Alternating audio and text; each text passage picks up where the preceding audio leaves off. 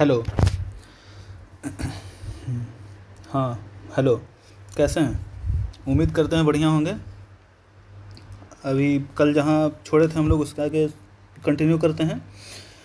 ये देखिए, ये जो सेक्शन है क्वांट्स के सेक्शन के लिए दो तीन चीज़ों का हमेशा ध्यान रखिएगा। हमेशा स्क्वायर, क्यूब, परसेंटेज से फ्रैक्शन में, ये सब, और टेबल, ये मतलब बिल्कुल मतलब बेसिक है एकदम। और जो बोलते हैं ना मैथ्स का बेसिक क्या है, तो कॉम्पिटिटिव मैथ्स का बेसिक यही है, क्योंकि इसमें आपको स्पीड चाहिए होता है। तो स्पीड आपको इधर से ही आएगा।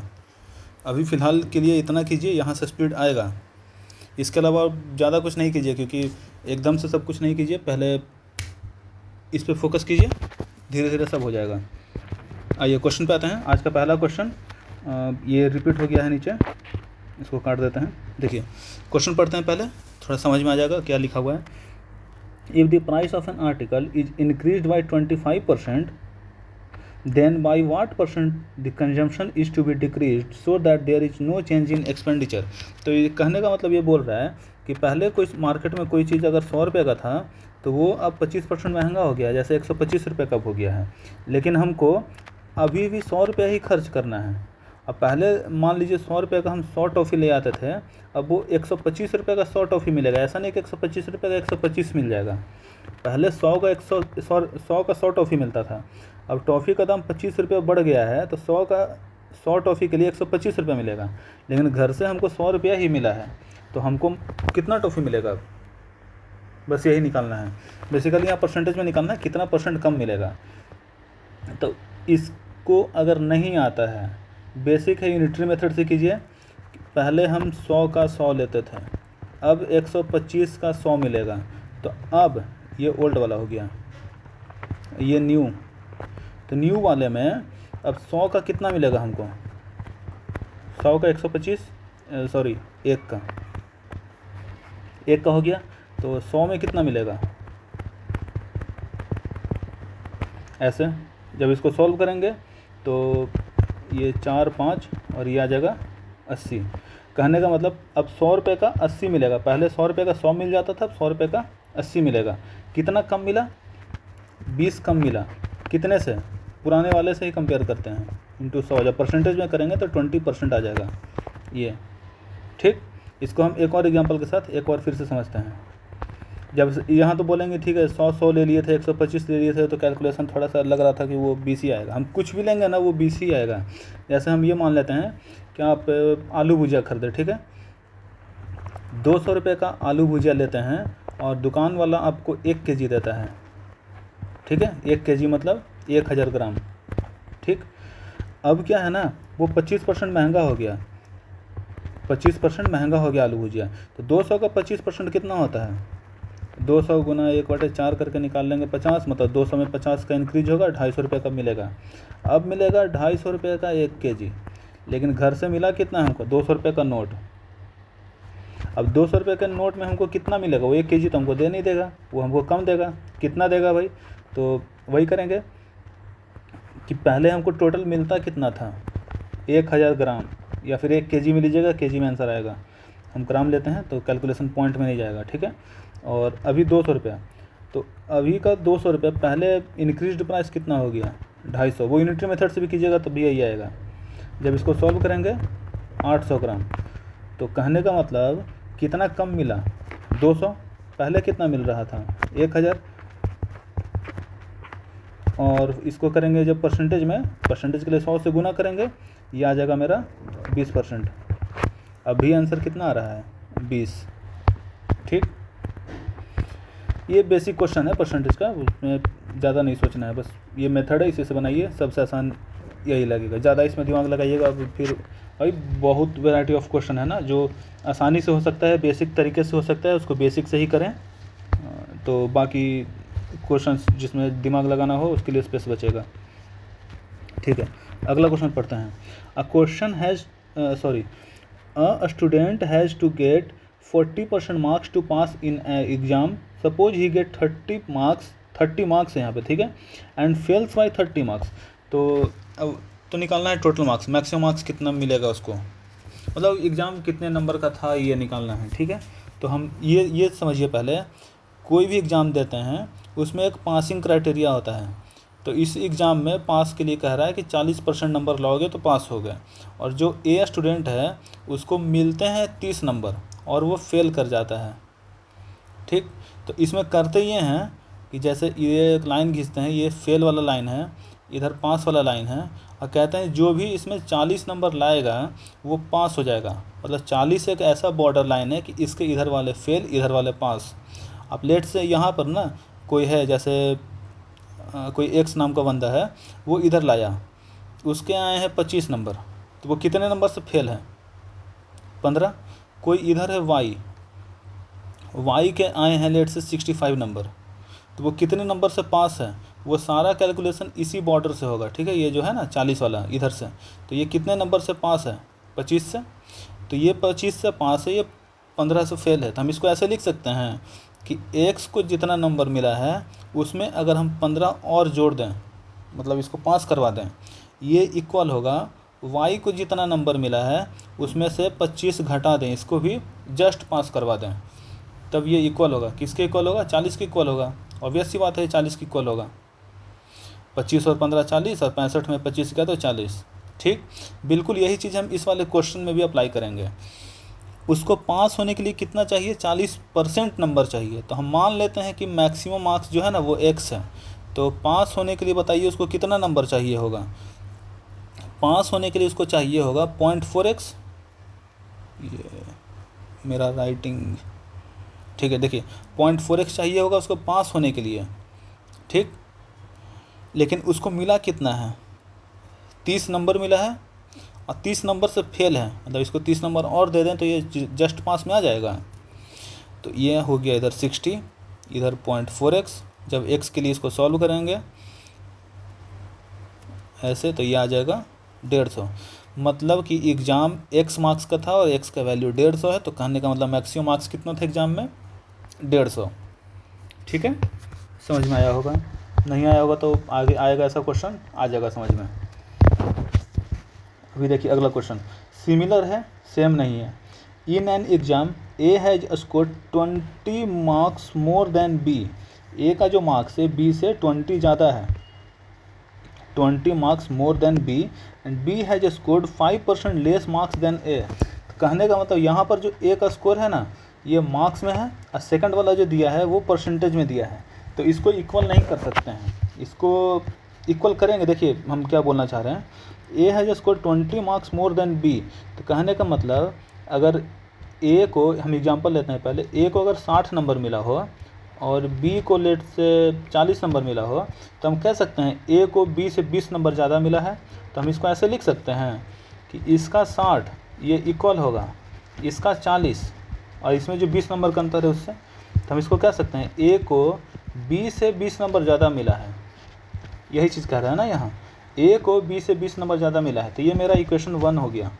और दूसरा कह रहा है बी का स्कोर ए से 5% कम है, 5% लेस मार्क्स देन ए, तो ए से 5% कम है ना, तो हम लेट कर लीजिए ए का स्कोर 100% है, कुछ भी मान सकते हैं। ठीक है, 100% मान लीजिए, एक्स मान लीजिए, कुछ भी मान लीजिए, बन जाएगा। हम ना यहाँ पे एक्स मान लेते हैं तो ज़्यादा दिक्कत नहीं होगा। इसका मान लेते हैं एक्स परसेंटेज है, ए का मार्क्स x% है, तो बी का मार्क्स कितना होगा? इससे 5% कम। 5% कम कहने का मतलब देखिए यहाँ पे वापस जो पहला क्वेश्चन में जो यूज़ किया है ना परसेंट, ये फ्रैक्शन और परसेंटेज वाला टर्म, 5% कहने का मतलब 1/20। तो 1/20 अगर एग्ज़ाम 20 नंबर का था तो उसमें 1 नंबर का चेंज आया, क्या आया? यहाँ पे लेस आया, उसमें इंक्रीज़ था, यहाँ पे डिक्रीज है, यहाँ पे लेस है। तो कहने का मतलब अगर किसी को 20 मिला है तो उसको 19 मिला है, तभी 5% का अंतर होगा। तो बी को कितना मिलेगा? 19/20 ऑफ एक्स। ऐसे अगर नहीं आया समझ में तो इसको ऐसे देख लीजिए। 5% कहने का मतलब क्या आ गया? 5/100, इसको लिख सकते हैं 0.05। तो बी को लिख सकते हैं ए से 5% कम, ये क्या हम लिख रहे हैं 0, ए से 5% कम, तो ए को x मिलेगा माइनस 0.05 ऑफ टोटल मार्क्स, ये आ जाएगा 0.95x। इसको ऐसे लिख लीजिए या फिर इसको ऐसे लिख लीजिए, दोनों सेम है। ठीक है, समझ में आएगा। ये वाला ज़्यादा आसान है, ये समझ गए तो फिर पूरा खेल ख़त्म है। सही, तो हमको ए का मार्क्स पता चल गया, बी का मार्क्स पता चल गया, तो हम यहाँ पे इसको ऐसे लिख सकते हैं, क्योंकि ये देखिए ये अभी भी परसेंटेज में ही है, ये भी परसेंटेज में है।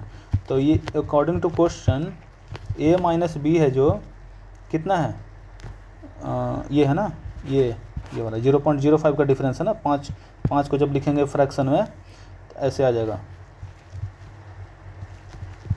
0.05। ठीक है, तो ए का ऐसे डिफरेंस आ गया, तो हम ये लिख सकते हैं अब ए माइनस बी का वैल्यू था कितना, ये देखिए ये वाला इक्वेशन से, ये वाला ए माइनस बी कितना आ रहा है यहाँ से 20। ए माइनस बी का वैल्यू 20 है और इसी 20 का वैल्यू है 0.05x। तो हम यहाँ से अब एक ही जीरो है 0.05x, तो x का वैल्यू निकाल लेंगे यहाँ से 20/5 गुना 100 4। x आ गया मेरा टोटल मार्क्स जो 400 का है। b को कितना मिलेगा, b को मिलेगा इसका, b को मिलेगा 400 का 19/20 पार्ट। सॉल्व करेंगे 380 आएगा, 19 का मल्टीपल है 380, यहाँ से ऐसे हमको दिख गया। ठीक है, ये अगर ऐसे मान लीजिए नहीं आ रहा है 19/20 कैसे हो गया भाई, हमको डाउट है, तो अब क्रॉस चेक कर लेते हैं। x का वैल्यू 400 आया ना, b का उससे 5% कम है, 400 है, 5% निकाल सकते हैं, 5% मतलब 1/20 निकाल सकते हैं, ये आ गया 20। तो b का स्कोर इससे 20 नंबर कम है, तो b का स्कोर कितना होगा 400 माइनस 20, 380 नंबर। ठीक है, क्लियर हो जाएगा। आगे बढ़ते हैं, next question. A person of the income of a person of income नहीं है, उल्टा पढ़ रहे हैं। The income of a person increases by 15% manually, annually. एक मिनट, हमको पानी पीने दीजिए।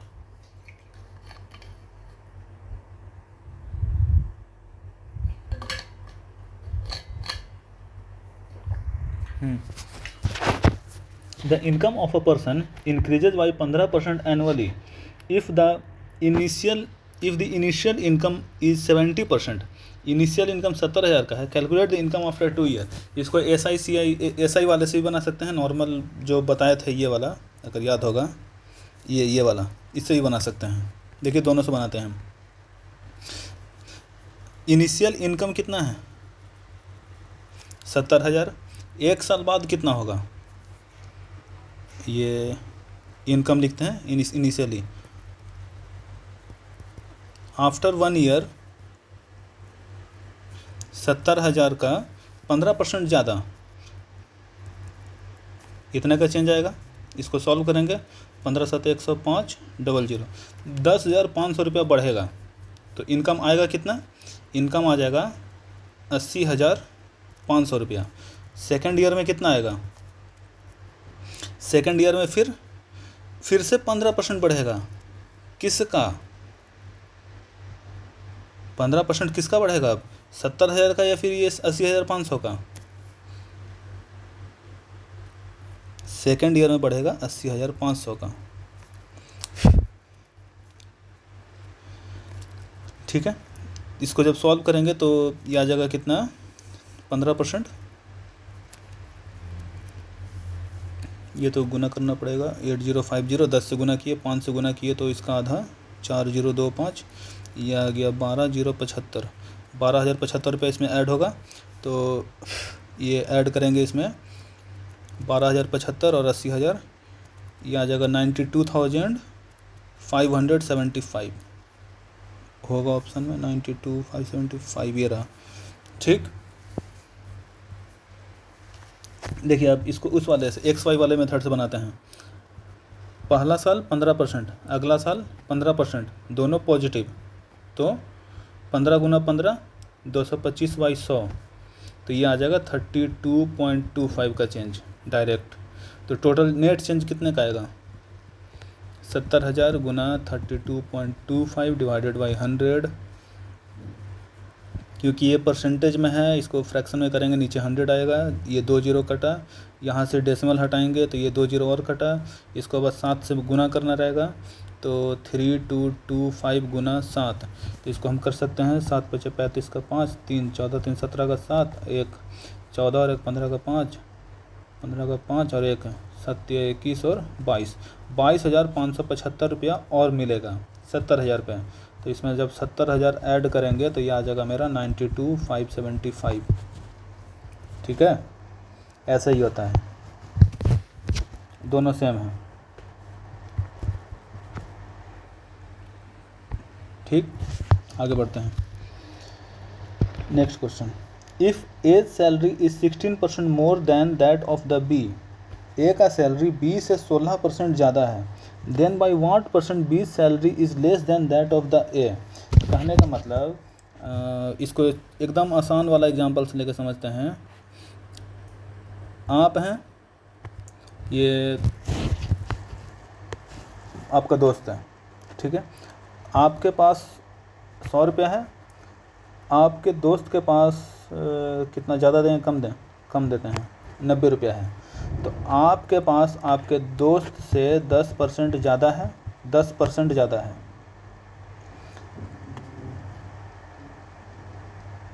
आपके दोस्त के पास 90 रुपया है, आपके पास 100 रुपया है, तो आपके पास 10% ज़्यादा है। आपका दोस्त के पास आपसे कितना कम है? आपका दोस्त के पास आपसे 10 रुपये कम है और आपके दोस्त के पास 90 है, तो ये कहेगा मेरे पास 11% कम है। ऐसे करके निकालेंगे तो 11 आ जाएगा। ठीक है, तो बस वैसे ही बनाएंगे। यहाँ पे ए का है, बी का है। ए का सैलरी 16% ज़्यादा है बी से, तो हम किसी को एक्स मान लेते हैं। ए का ज़्यादा है ना, तो हम इसको अगर एक्स मान लें तो इसका 16% ज़्यादा है, तो 16% को फ्रैक्शन में लिखते हैं 0.16। अगर टोटल 1 था, 1 में 1.6 ज़्यादा है, तो नेट कितना हो गया 1.16। इसको ऐसे लिखते हैं, 16% ज़्यादा है तो ए को लिखेंगे 1.16, बी को लिखेंगे X. Then Y what percent, B का सैलरी कितना कम है। अब बी का सैलरी ए से कितना कम है, तो बी का सैलरी ए से 0.16 कम है, 0.16 एक्स। ए से कम निकालना है ना, तो नीचे यहाँ पे ए का सैलरी लेंगे, जिससे कम निकालना रहेगा ना कंपेयर करके उसको लेंगे। यहाँ बी का कितना कम है, तो बी का सैलरी लिए थे बी से कंपेयर कर रहे थे तो बी का लिए थे, ए से कंपेयर कर रहे थे तो 10% लिए थे। ठीक है, जब इसको करेंगे सॉल्व तो ये देखिए, इसमें ना ज़्यादा दिमाग नहीं लगाना है। अब नहीं दिख रहा है तो 16 दिख रहा है ना, डिविजिबिलिटी का रूल पढ़े होंगे तो आता होगा। लास्ट का 2 डिजिट देखा जाता है 4 के लिए, तो ये 4 से कट रहा है, 4 चौके 16 और ये भी 4 से कट रहा है, तो ये कट रहा है कितना 25 और 4 29 बार में कट रहा है। अभी कुछ नहीं करना है, 29 से भागा दे दीजिए 400 को, 29 एकम 29, 1 1 0 29 और कितना हो गया 5 4, 29 दूनी 58, 58 दूनी 116, नहीं कटा 13, 29 दिया 87, 13 और 3 23, दशमलव दिए, 13 दशमलव है क्या, 13.2 ऑप्शन है, इसलिए हमको चेक करना पड़ेगा। तो कितने बार में कटेगा, एक 6 बार में, एक 7 बार में। पॉइंट दिए 0 आ गया, तो 30 हम जानते हैं 30 गुना 6 180 होता है और 30 गुना 7 210 होता है, तो 29 गुना 7 210 से कम आएगा। हम 29 को लिख सकते हैं 30 माइनस 1, जब इसको 7 से मल्टीप्लाई करेंगे तो 30 गुना 7 210 होता है, इसमें से कुछ ना कुछ माइनस होगा, तो ये 7 बार में लगेगा और आंसर मेरा ये आएगा। ठीक, ऐसे निकाला जाता है। अब पूरा बैठ कर सॉल्व नहीं करना होता है वहाँ पे। आगे देखते हैं, छोड़िए पेन क्या बदलें। यहाँ देखिए, ये स्क्वायर है, लिखा हुआ थर्ड प्रोपोर्शनल, पहला ये है, दूसरा ये है 18xy, तो अब तीसरा निकालना है, तो तीसरा x है, तो तीसरा को कंपेयर किससे करेंगे, दूसरा से। ऐसे लिखा जाता है इसको, first proportional, second proportional, second proportional, ये थर्ड प्रोपोर्शनल। अगर फोर्थ रहता तो फर्स्ट प्रोपोर्शनल, सेकंड प्रोपोर्शनल, ये थर्ड और ये फोर्थ हो जाता है। इसको निकालना है। ये क्वेश्चन बहुत आसान होता है ये सब, लेकिन बस देखिए आता है ऐसा क्वेश्चन, इसलिए एक्स नहीं ले सकते हैं ना, यहाँ पे ले लेते हैं ए, एक्स लेंगे, एक्स एक्स काट देंगे, इसको सॉल्व कर लिए इधर, और कुछ कटेगा क्या, ये छोड़िए कटेगा ही, ए इज इक्वल टू आ जाएगा, ये 18 उठ के इधर जाएगा, ये ए उठ के इधर ले गए हम, तो ए इधर आ गया, और इस 6 को इधर नीचे डिनोमिनेटर में लेकर आ गए, 6x बचा, यहाँ पर पहले से 18xy था, तो ये ऊपर 18y आया है, ये x से x कट गया, 6 से कट गया 3 बार में, तो 18 तिया 54y स्क्वायर, 54y स्क्वायर ये रहा, देख रहे हैं। इसको ऐसे लिखिए, first proportional is to second proportional होता है, और बीच में ऐसे देते हैं, ये इक्वल टू है basically, second proportional is equal to third proportional. अगर 4 दिया रहता है तो 4 को ऐसे लिखते हैं,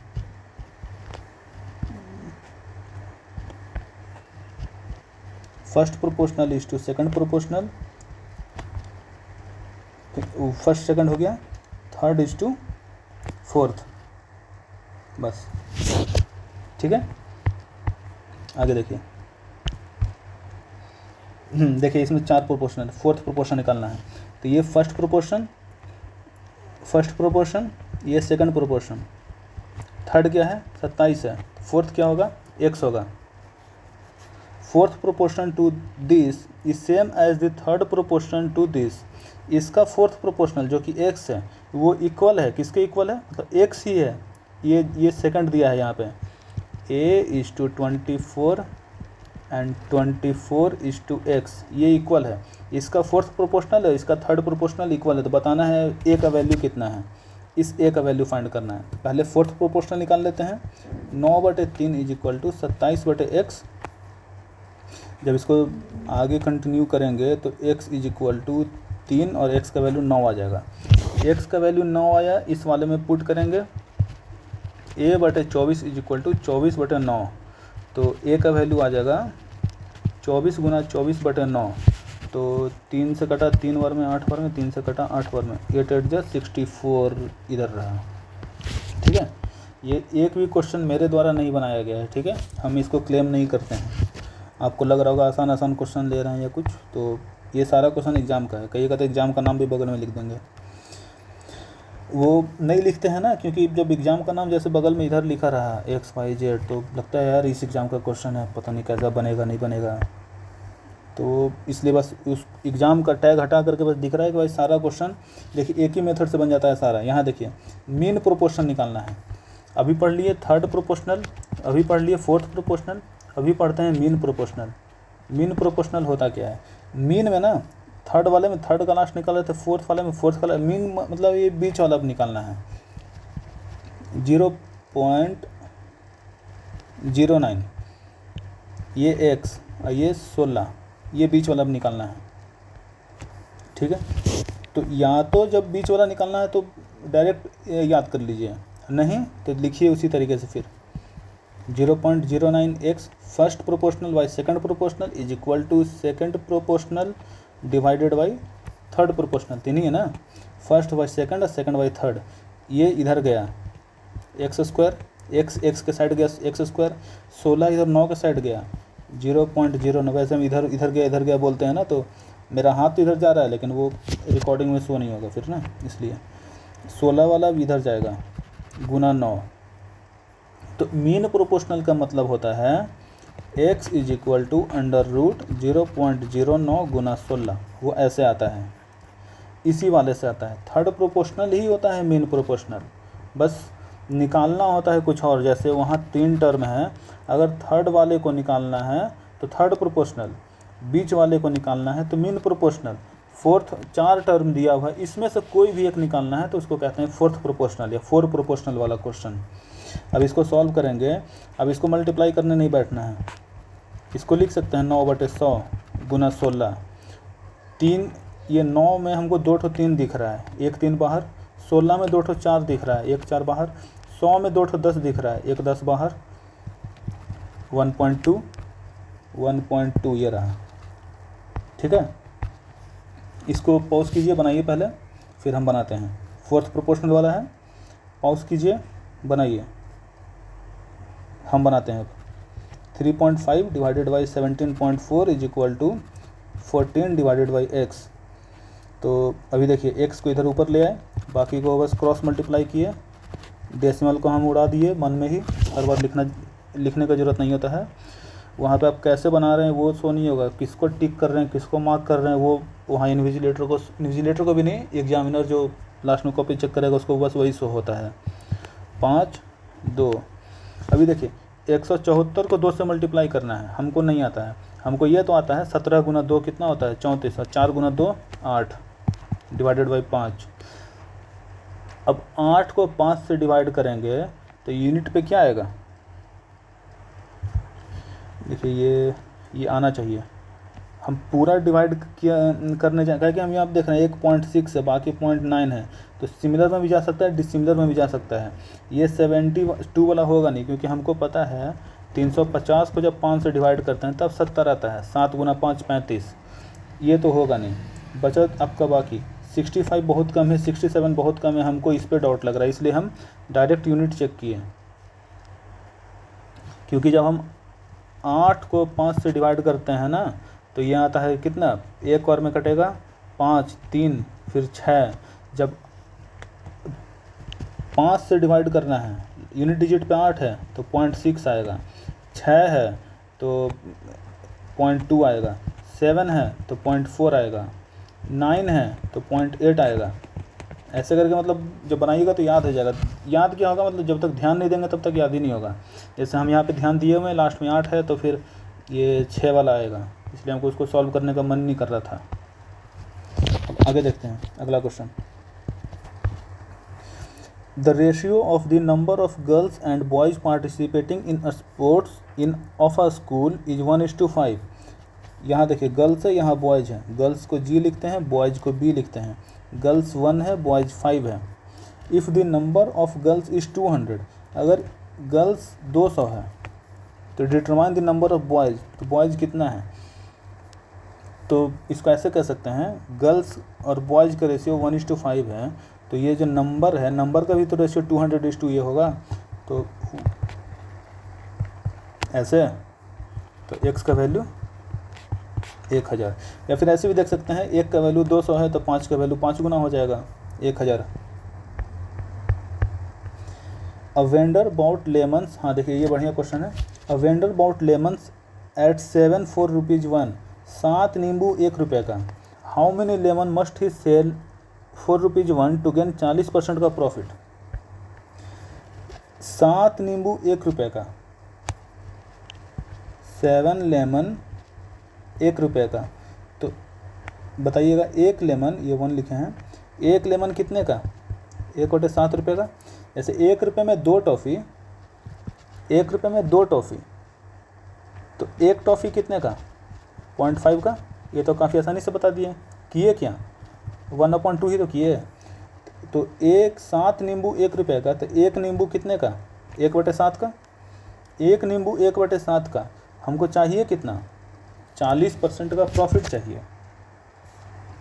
तो आप ऐसे बताइए, आप है जो 2 टॉफ़ी 1 रुपये का खरीद कर लाएँ, आपको चाहिए 1 रुपये का प्रॉफिट, तब क्या बेचिएगा, 2 टॉफ़ी 2 रुपये का बेचिएगा। तो लाएँ हम 1 रुपये का, बेचे 2 रुपये का, तो प्रॉफिट कितने का हुआ, 1 रुपये का, डिवाइडेड बाई जितना में खरीदे थे। ये नीचे CP लिखते हैं, ऊपर में डिफरेंस लिखते हैं, ठीक है। वैसे ही देखिए, और जब इंटू 100 करते हैं तब यहाँ पे प्रॉफिट परसेंटेज आता है। तो यहाँ पे देखिए बिल्कुल इसी चीज़ को हम यहाँ यूज करते हैं। प्रॉफिट परसेंटेज हमको दिया हुआ है 40 इज इक्वल टू, बेचे कितने का, मान लेते हैं कुछ x रुपये का बेचे होंगे, माइनस 1/7, रुपया पे काम कर रहे हैं ना, रुपया पे ही करते हैं, डिवाइडेड बाई कितने का खरीदें, गुना 100। ये है सेलिंग प्राइस, ये है कॉस्ट प्राइस। अगर आप गलती से इन केस ऐसे कर लेते हैं, 1/7 माइनस x डिवाइडेड बाई 1/, कोई दिक्कत नहीं है, बनाइए, आंसर निगेटिव में आएगा, लेकिन आपको पता है कि यहाँ पे प्रॉफिट हो रहा है, तो आपका एजम्पशन ये वाला एज्यूम गलत था, और आंसर को पॉजिटिव कर लीजिए और मार्क कर लीजिए, जो भी आएगा वो तो पता नहीं है कौन सा है, लेकिन मार्क कर लीजिए, वो सही हो जाएगा। ठीक है, अभी देखिए जब इसको बनाएंगे तो हम बस इस 7 को ऊपर में लेंगे, ये 7 7 तो कटना ही है, फिर इसको जब लेंगे तो ये आ जाएगा मेरा 40% को भी साइड ही रखते हैं। जब इसको सॉल्व करेंगे तो आ जाएगा 7x - 1/7 डिवाइडेड बाई 1/7, ये 7 7 कट गया, इंटू 100 इज इक्वल टू 40%। ठीक है, और इस x के लिए जब इसको सॉल्व करेंगे तो 7x - 1 इज इक्वल टू, इधर कंटिन्यू कर रहे हैं, 7x - 1 इज इक्वल टू 40/100, 2/5, और एक इधर जाएगा तो प्लस हो जाएगा, इस एक को यहाँ भेज दिया +1, तो ये आ गया मेरा 7/5, 7x का वैल्यू, तो x का वैल्यू 1/5। तो x का वैल्यू 1/5, कहने का मतलब 1 रुपया में 5 नींबू बेचेंगे। सॉरी, हाँ वो वही चीज़ हुआ, मतलब एक नींबू का कीमत 5 रुपया, एक नींबू का कीमत 1/5 रुपया। तो एक नींबू में क्या बोल रहे हैं हम, एक लेमन का प्राइस है 1/5 रुपया। तो बताइए 1 रुपया में हम कितना नींबू बेचेंगे, 5 लेमन, दोनों तरफ 5 से मल्टीप्लाई कर दिया और कुछ नहीं।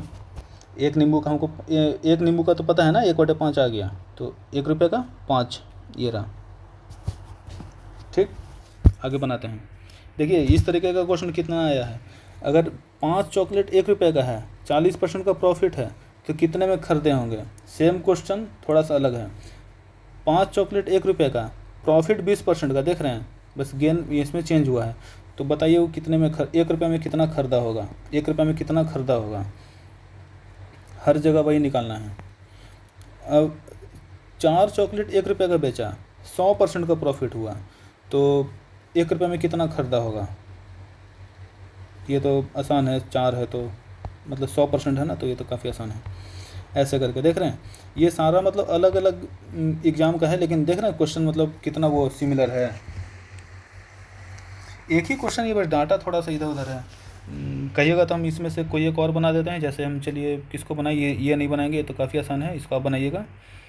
इन दोनों में से कोई एक बना देते हैं, चलिए इसको बनाते हैं। देखिए 5 चॉकलेट 1 रुपये का, तो 1 चॉकलेट कितने का, 1/5 रुपये का। ये सेलिंग प्राइस हम निकाल रहे हैं, सेलिंग प्राइस सोल्ड का लिखा हुआ है ना, 1 चॉकलेट 1/5 रुपये का बेचे, प्रॉफिट कितने का हुआ, प्रॉफिट हुआ है 20% का। तो how many chocolate did he by for 1 rupees. तो अब 1 रुपये में कितना खरीदा होगा जो 20% का प्रॉफिट हो गया। कुछ नहीं, हमको नहीं आता है भाई, ज़्यादा फार्मूला मतलब ऐसे एग्जाम में नहीं आता हमको, ठीक है छोड़िए, ज़्यादा फार्मूला भी दिमाग में नहीं रखेंगे, बार बार कितना फार्मूला याद करें, कितना ट्रिक याद करें, ठीक है छोड़िए। तो हम ऐसे लिखते हैं बिल्कुल बेसिक से, 20% is equal to CP - SP करते हैं, प्रॉफिट हो रहा है तो हम SP - CP करेंगे, 1/5 - x डिवाइडेड बाई x करते हैं, जितने में हम खरीदे होते हैं, गुना x गुना 100, परसेंटेज में आ गया। इस 100 को इधर भेज दिए, 1/5 हो गया, तो 1/5 इज इक्वल टू, इसको सॉल्व कर लिए, 1 - 5x डिवाइडेड बाई 5, और ये नीचे x था, ये नीचे x था, तो नहीं आता है इसको चेंज करना, कुछ नहीं, नीचे x है ना, इसको डिवाइडेड बाई x लिख लीजिए, डिवाइडेड बाई x/1 लिख लीजिए, ऐसे लिख सकते हैं। वही मल्टीप्लाई करेंगे तो क्या आएगा, ये चेंज हो जाएगा, इसको मल्टीप्लाई करेंगे तो ये 1/x हो जाएगा, मतलब ये x यहाँ आ जाएगा। तो बस अब याद रखिए, जब भी ऊपर में ऐसे 2 रहे, ऊपर में ये 2 है, नीचे x है, तो ये x जब ऊपर जाता है ना तो ये इधर आ जाता है। इसको सॉल्व कर लेंगे अब यहाँ से, ये राइट हैंड साइड जाएगा, ये लेफ्ट हैंड साइड आएगा, तो 5x is equal to 5 - 25x, इसको इधर ले आए, 30x is equal to 5, x is equal to 1/6, x is equal to 1/6 आया। और x माने क्या थे हम, कॉस्ट प्राइस को, मतलब कि एक चॉकलेट का प्राइस कितना है, 1/6 रुपया, तो 1 रुपये में कितना लिए होंगे, 6, 1 रुपये में 6 कॉस्ट प्राइस, हम खरीदे होंगे 6, बेच रहे हैं 5। ठीक, ऐसे ही बनाइएगा, ये वाला ऊपर वाला, फ़ोटो लेना है तो ले लीजिए, ठीक है, ये नीचे वाला है, ठीक है। आगे बनाते हैं। Mukesh sold a car for rupees 1,20,000। Mukesh एक कार को 1,20,000 में बेच दिया 40% का लॉस में, मतलब कि वो कुछ 100 रुपये का अगर ख़रीदा है तो 100 से कम में बेचा है, ऐसा लॉस का मतलब ये हुआ। तो ख़रीदा होगा 1,20,000 से ज़्यादा में, ये दिमाग में लगाइए। तो for what price should he sell the car to gain a 55% का प्रॉफिट। तो हमको निकालना पड़ेगा ना वो कार एक्चुअली में था कितने का जो 40% का लॉस हो गया। तो हमको पता है कॉस्ट प्राइस 1,20,000 है, हमको लॉस पता है, लॉस 40% का है। तो लॉस 40 का है, कॉस्ट प्राइस इतने का है, तो बेसिकली वो था कितने का। तो देखिए इसको हम दूसरे मेथड से बनाते हैं। 40% को लिख सकते हैं 4/40/100। इसको जब और काटेंगे तो इसको लिख सकते हैं 2/5। कहने का मतलब कोई सामान अगर 5 रुपये का था तो उसमें 2 रुपये का लॉस हो गया, तो बेचा कितने का। इसको ऐसे ही पढ़ते हैं, 2/5 आया। इसका मतलब हुआ कि कोई सामान अगर 5 रुपये का था उस पर 2 का लॉस हो गया, क्योंकि ये लॉस परसेंटेज से निकला है ना, तो लॉस हो गया 2 रुपये का। तो वो सामान 3 रुपये का रहा होगा, 3 रुपये का मतलब रहा होगा। तो वो सामान बेसिकली है कितना, जो सेलिंग प्राइस है ये 1,20,000। 3 का वैल्यू 1,20,000 दिया है यहाँ पे, तो 1 का वैल्यू 40,000। 1 का वैल्यू अगर 40,000 है तो बेसिकली उसका कॉस्ट प्राइस कितना रहा होगा 5, तभी ना 5 पे से कम, 5 में से 2 कम किए हैं। तो 5 में से 2 कम पे बेचे तो 1,20,000, और 1 का वैल्यू 40,000, तो 5 का वैल्यू कितना, 5 का वैल्यू 2 लाख। 5 से यहाँ मल्टीप्लाई कर देंगे तो 2 लाख आ जाएगा। मतलब 2 लाख का गाड़ी 1,20,000 में बेच दी है। 55% का प्रॉफिट अब कमाना है इसको, तो 55% का हमको जब बनाना रहेगा तो हम तो अब क्या करेंगे, 2% का 55 निकालना है। तो 2 का 55 कितना हुआ, 55 गुना 2 कर दिए सीधे 110। 110 मतलब इसमें जोड़ेंगे 110, 3,10,000। 3,10,000 इधर रहा, ठीक है, ऐसे बनता है। लेकिन अभी ऐसे नहीं बनाएंगे, अभी आराम आराम से बनाते हैं किसी तरीके से जो ज़्यादा अच्छे समझ में आए। देखिए 1,20,000 का गाड़ी 40% का लॉस में बेचा 2/5, तो एक्चुअली में वो था कितने का, फिर से वही लिखते हैं। लॉस कितने का है, 40% लिखते हैं। 40% इज इक्वल टू, मान लेते हैं गाड़ी था x का, गाड़ी का जो कॉस्ट प्राइस था वो x है, तो x minus 1,20,000 divided by x गुना 100। इसको जब सॉल्व करेंगे x के लिए तो यहाँ से आ जाएगा 2 लाख।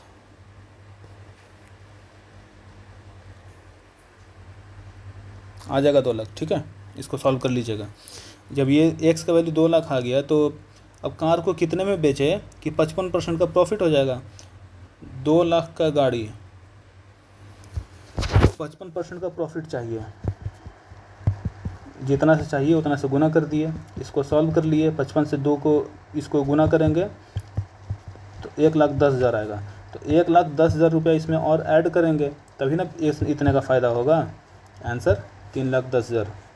ठीक, समझ में आया होगा। आगे बढ़ते हैं।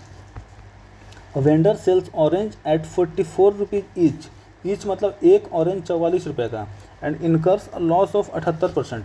और उसको लॉस हो रहा है, फिर भी 44 रुपये का ऑरेंज बेच रहा है, फिर भी 78% का लॉस हो रहा है। भाई बहुत महंगा ऑरेंज है।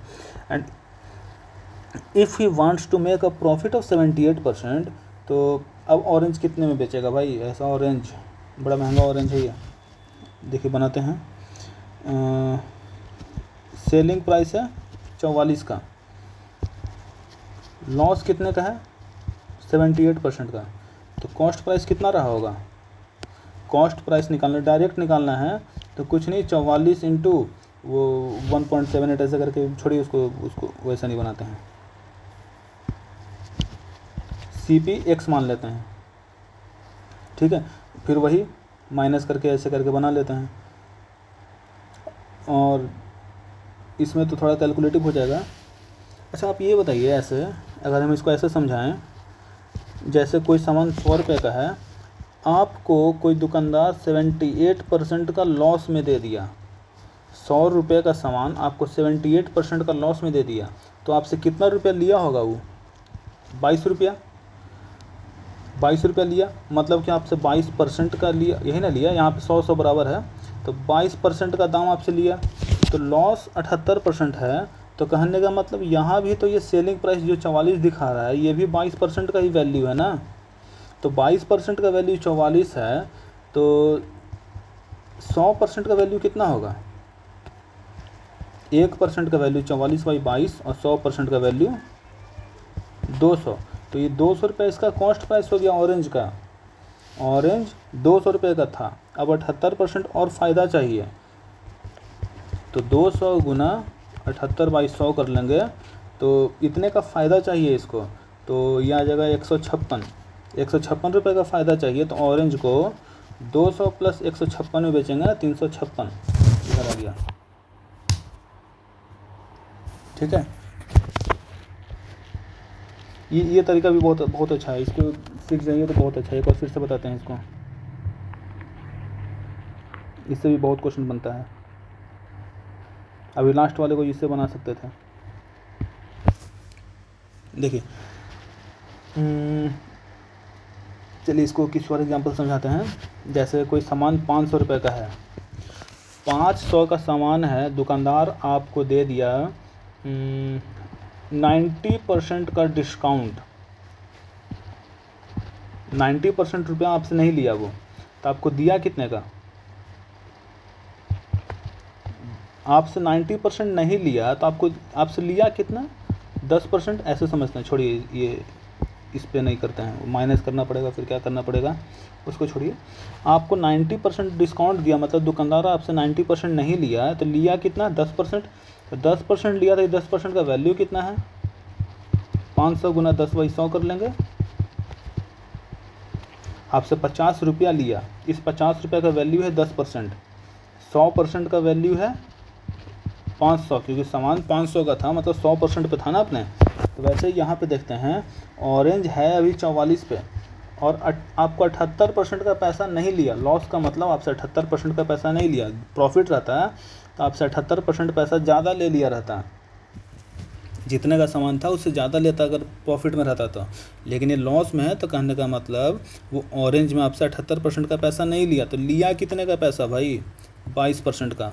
अब 22% का पैसा लिया तो कितना रुपया लिया? 44 रुपया लिया। तो 22% का 44 रुपया लिया, तो बताइए 1% का कितना लिया? 44/22 मतलब 2 रुपया। 1% का वैल्यू 2 रुपया, तो 100% का वैल्यू कितना? 200 रुपया। तो ऑरेंज था कितने का ओरिजिनली? ऑरेंज है 200 रुपये का। अब हमको 200 में चाहिए प्रॉफिट, कितने का? 78%। 78% का प्रॉफिट चाहिए, तो बस वही कर लेंगे, 200 गुना 1.78 ऐसे करके निकाल लीजिए, 356 रुपये आ जाएगा। ठीक है, ये अच्छा, ये लास्ट क्वेश्चन था। चलिए ये बता देते हैं, ये 1.78 यहाँ पे हम कैसे लिए हैं। 1.78 ऐसे देखिए, कोई सामान अगर 100 रुपये का है, दुकानदार आपसे 150 रुपये ले लिया, आपको ठग लिया, तो 100 नहीं लेते हैं। 100 में थोड़ा सा 100% लेते हैं ना, तो वो कन्फ्यूजिंग हो जाता है थोड़ा सा। मान लीजिए कोई सामान है जो 350 रुपये का है, ठीक है, दुकानदार आपसे ले लिया 420 रुपया, ठीक है, आपको ठगा है बढ़िया से, 350 का सामान 420 में चिपकाया। तो आप ये बताइए, आपसे दुकानदार कितना रुपया ज़्यादा लिया? 70 रुपये ज़्यादा लिया। क्या हम ये कह सकते हैं वो 350 का जो सामान था वो अपने 100% कीमत पे था? तो 100% पे कीमत पे था, तो 350 था, आपसे 70 रुपया ज़्यादा लिया, तो कंपेयर अब 350 से ही होगा ना, क्योंकि जो उसका प्राइस है उस पर कंपेयर करेंगे। तो आपसे कितना ज़्यादा लिया? 70 रुपये ज़्यादा लिया।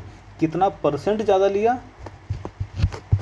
70/350 गुना 100 कर लेंगे, इसको सॉल्व कर लेंगे, 5 20, आपसे 20% ज़्यादा लिया। तो 20% ज़्यादा लिया, तो 20% का वैल्यू 70 आ गया। ठीक है, ऐसे निकाल सकते हैं, या फिर ऐसे निकाल सकते हैं कि 100% का वैल्यू 350 है, तो बताइए 420 का कितना, 420 कितने का परसेंटेज होगा? अगर 100% का वैल्यू 350 रहता तो 420 किसका रहता? तो 420 बाई 350 गुना 100 ऐसे करके निकालते, 6 5 यहाँ 20, 120% आता है।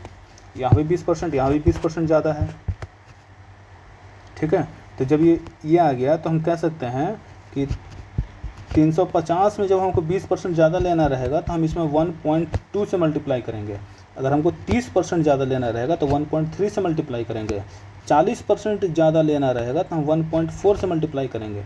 अगर हमको 40% कम लेना रहेगा तो हम इस 100 से सारा कंपेयर कर रहे हैं ना, 100 से 40% ज़्यादा, क्योंकि 100 को हम 1 लिखें, 100 से 40 ज़्यादा 1.4, 100 से 25 ज़्यादा 1.25। अब 100 से 40 कम तो 60% होगा ना, और 60 को लिखेंगे 0.6। 100 से 20 कम 80%, 80 को लिखेंगे 0.8। 100 से 30 कम 70 मतलब 0.7, ऐसे 0.7 ऐसे करके लिखते हैं। ठीक है, अब और क्वेश्चन आएगा तो उस पर बढ़िया समझ में आएगा। इसमें तो इतना ही क्वेश्चन है, क्वेश्चन ख़त्म हो गया। ठीक है, इसमें रुकिए तो पेज ऐड हो सकता है क्या? हाँ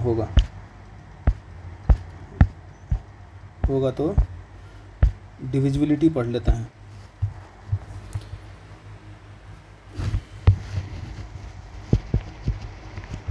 रूल ऑफ डिविजिबिलिटी। जैसे कोई नंबर लिखा हुआ है 35, जैसे कोई नंबर लिखा हुआ है 35, क्या ये नंबर 2 से डिविजिबल है? क्या यह नंबर 3 से डिविजिबल है? क्या यह नंबर 4 से डिविजिबल है? क्या यह नंबर 5 से डिविजिबल है? यह नंबर किस किस से डिविजिबल है, हम कैसे पता लगाएंगे? ठीक है, तो उसी का कुछ तरीका होता है, तो आइए उसी को हम चेक करते हैं। जैसे देखिए, रूल ऑफ डिविजिबिलिटी, ये 1 यहाँ पे नहीं लिखेंगे, 1 यहाँ लिखेंगे, यहाँ लिखेंगे रूल ऑफ डिविजिबिलिटी फॉर 2 का 2 3 4 ये सब, चलिए वो तो ऐसी वर्बली बता देंगे। जैसे हम लेते हैं पहले किसका लें, 4 का लेते हैं, 4 का। ठीक है, तो उसके पहले हम यहाँ नीचे बता देते हैं ऐसे। 2 के लिए क्या करते हैं, यूनिट डिजिट है जो इवन होना चाहिए। 3 के लिए क्या करते हैं, सम ऑफ डिजिट्स 3 का मल्टीपल होना चाहिए, 3 का मल्टीपल होना चाहिए। ठीक है, जैसे 3 1 7 2, ये 3 का मल्टीपल है क्या? तो 3 और 1 4, 4 और 7 11, 11 और 2 13, 13 3 का मल्टीपल नहीं है।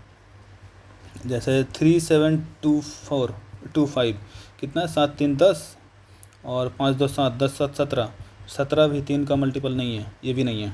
ऐसा करके निकालते हैं। ठीक है, आइए 4 का पढ़ते हैं, 4 का रूल। 4 का रूल में करते हैं, कोई भी नंबर है 2 5 6 8 7 2 ऐसे। सबसे पहला यूनिट डिजिट पे इवन होगा, 4 के लिए हम पढ़ रहे हैं। 4 का जो रूल होगा, यूनिट डिजिट पे हमेशा इवन होगा। दूसरा, लास्ट का जो 2 डिजिट होगा ये 4 का मल्टीपल होगा। ठीक है, जैसे यहाँ पे यूनिट, यहाँ पे क्या है 72, 72 4 का मल्टीपल है, हमको पता है 18 से कटता है, इसलिए कहते हैं टेबल आना चाहिए, कटा मल्टीपल है, ये पूरा नंबर कटेगा 4 से। कैलकुलेटर आता है क्या? आता है, देखिए कहाँ चला गया कुछ, वो किधर से आएगा भाई? अब ये रहा, छोड़िए, नंबर ही हम भूला गए ना वहाँ जाके। 2 5 6 8 7 2, 4 से काटते हैं, 4 6 जा 24, 1 6, 4 16 कट गया, फिर ये 8 नीचे आया, ये 8 इससे कट जाएगा, फिर 7 नीचे आएगा, 4 से पर में लगाएंगे 32, 32 8 और भी कट जाएगा। क्वेश्चन से हमको मतलब नहीं, इसलिए हम लिखे नहीं है। ठीक है, 4 के लिए हम देखिए, तो फिर से हम एक बार रिकॉल कर लेते हैं। 2 के लिए क्या करेंगे, यूनिट डिजिट पे इवन होना चाहिए। 3 के लिए क्या करेंगे, सम ऑफ डिजिट देखते हैं, सम ऑफ डिजिट देखते हैं। 4 के लिए क्या करते हैं, यूनिट डिजिट पे इवन होना चाहिए और सम नहीं, लास्ट 2 पोजीशन पे लास्ट 2 डिजिट मल्टीपल होना चाहिए 4 का। 5 के लिए क्या करते हैं, 0 और 5 होना चाहिए। नंबर कोई भी रहे, नंबर कितना भी बड़ा रहे, लास्ट में 0 है 5 का मल्टीपल है, लास्ट में 5 है मल्टीपल है। ठीक है। 6 के लिए क्या करते हैं, नंबर 2 और 3 दोनों का मल्टीपल होना चाहिए। कहने का मतलब 2 का मतलब इवन, तो 6 का मल्टीपल क्या हमेशा इवन होगा, 6 का मल्टीपल हमेशा इवन होगा। ठीक, आगे देखते हैं। 7 को बाद में देखेंगे, अभी 8 को देखते हैं। 8 के लिए क्या करते हैं, लास्ट का 4 में क्या देख रहे थे, लास्ट का 2 डिजिट, इसमें देखेंगे लास्ट का 3 डिजिट। लास्ट कोई भी नंबर है, लास्ट का 3 डिजिट, जैसे 6 7 8 4 1 2 4 ऐसे है। अब ये 1 2 4 8 से कटता है क्या, डायरेक्ट उसको चेक करेंगे। 1 2 4 8 से कटता है, 8 एकम 8 4 4 8 बचे 40 4 बच गया, नहीं कटता है, तो ये नंबर नहीं कटता है। या फिर 6 7 8 4 0 0 लास्ट में 3 0 रहे तब भी कटता है, तब तो चेक करना ही नहीं है। लास्ट में 3 0 है, 8 का मल्टीपल है, यहाँ पे छूट गया है। लास्ट में 2 0 है, तब भी 4 का मल्टीपल है। कितना भी बड़ा नंबर रहे, लास्ट में 2 0 आ गया, वो नंबर 4 का मल्टीपल है। लास्ट में 3 0 है, 8 का मल्टीपल है, ऐसे। ठीक है, वो क्लियर मतलब एकदम थॉट रखिए, ऐसे ही होता है। आगे देखिए 9 का। 9 के लिए क्या कर, जैसे 3 का था, वो नंबर जोड़ करके 3 का मल्टीपल होना चाहिए, वैसे ही वो नंबर जोड़ के 9 का मल्टीपल होना चाहिए। जैसे 6 7 8 4 1 2 4 3 2 ऐसे कोई भी नंबर ले लिए। 7 और 6 13, 8 और 4 12, 13 और 12 25, 25 1 26, 26 2 28, 28 4 32, 32 और 3 35, 35 और 4 39, 39 नहीं कटता है। अब इतना बड़ा जोड़ना था भाई, हम एक काम करते हैं ना, इतना बड़ा नहीं जोड़ेंगे, ऐसे जोड़े 7 6 13 और इधर जोड़े ऐसे, मतलब जहाँ पर भी अगर 18 का मल्टीपल आया उसको साइड करके चलिए, वो तो बाद की बात है, फिलहाल ऐसे जोड़ते हैं। ठीक है, ये 9 का हो गया। 9 में क्या था, 9 का मल्टीपल आना चाहिए, सम ऑफ डिजिट। 10 का तो पता ही है, लास्ट में 0 होना चाहिए, लास्ट में सिर्फ और सिर्फ 0। 11 का देख लेते हैं। 11 बहुत इंपॉर्टेंट है, बहुत जगह यूज आता है। जैसे कोई नंबर लेते हैं 6 7 8 4, ये नंबर 11 का मल्टीपल है क्या, 8 और 6 14, 7 और 4 11। क्या किए हम, some of alternates, some of alternates करते हैं, और उसके बाद डिफरेंस लेते हैं इन अल्टरनेट का। सम करके डिफरेंस ले लिए, ये या तो 0 होना चाहिए या फिर 11 का मल्टीपल होना चाहिए। ठीक है, या फिर 11 का मल्टीपल होना चाहिए। जैसे कोई 11 का मल्टीपल लेते हैं हम, 8 6 14 3 और 0, ये नंबर 11 का मल्टीपल है। कैसे, यहाँ जोड़ेंगे, फिर यहाँ पे कोई नंबर रहता है जैसे 2, फिर इसको आगे जोड़ते हैं, जैसे 3 और कितना ले लें हम 1। ठीक है, ये जोड़ लिए। वैसे ही अब इस वाले को जोड़ेंगे, कलर चेंज करके बताते हैं। 3 और 0, ये 3 को, फिर यहाँ पे कोई रहता तो इसको जोड़ते, इधर रहता कुछ तो इसको जोड़ते, ऐसे करके अल्टरनेट चलता है। ठीक है, अल्टरनेट काउंट करेंगे। देखिए ऊपर वाले को जोड़े कितना आया, 6 और 8 14, 14 और 2 16, 8 6 14, 14 2 16, 16 1 17। ऊपर इसको जोड़े 17 आया, इस वाले को जोड़ेंगे तो 3 0 और 3 6 आया। तो अब क्या करेंगे, सम ऑफ अल्टरनेट का डिफरेंस 11 आया, या तो ये 0 होगा या तो ये 11 का डिविजिबल होगा, या तो ये 0 आता, 11 आता, 22 आता, 33 आता, मतलब कुछ भी 11 का कोई भी मल्टीपल आता, तो ये नंबर 11 से कटेगा। प्रूफ के लिए इसको हम डिवाइड कर लेते हैं 11 से। 11 से 5 बार में काटेंगे 55, ये कटेगा 8 बार में, नीचे 8 आया, 8 बार में कट गया 88 0, फिर ये 0 आया, नहीं कटा, 0 दिए, 2 दिए, नहीं कटा, फिर 3 दिए, 2 बार में कट गया 22, एक बार में कटा, फिर ऊपर से 1 आया, एक बार में 11 कट गया। ये क्वोशिएंट, ये रिमाइंडर 0, ये 11 का डिविजिबल। ठीक, ऐसे ही देख लेंगे 12 का। 12 के लिए कोई भी नंबर जो है ना 3 और 4 का मल्टीपल होना चाहिए। कोई भी नंबर जो 3 और 4 का मल्टीपल है वो 12 से भी कटेगा। ठीक है, अब देख लेते हैं एक 7 जो हम छोड़े थे। 7 का 7 के लिए क्या करते हैं, जैसे कोई नंबर है, वही लेते हैं जो ले रहे थे ऊपर। चलिए थोड़ा 6878, चलिए जो लिखा गया 6878, क्या यह नंबर 7 से कटता है क्या? अभी तो हमको नहीं पता ये नंबर 7 से कटता है कि नहीं, लेकिन एक नंबर लेते हैं इधर जो 7 से कटता होगा। जैसे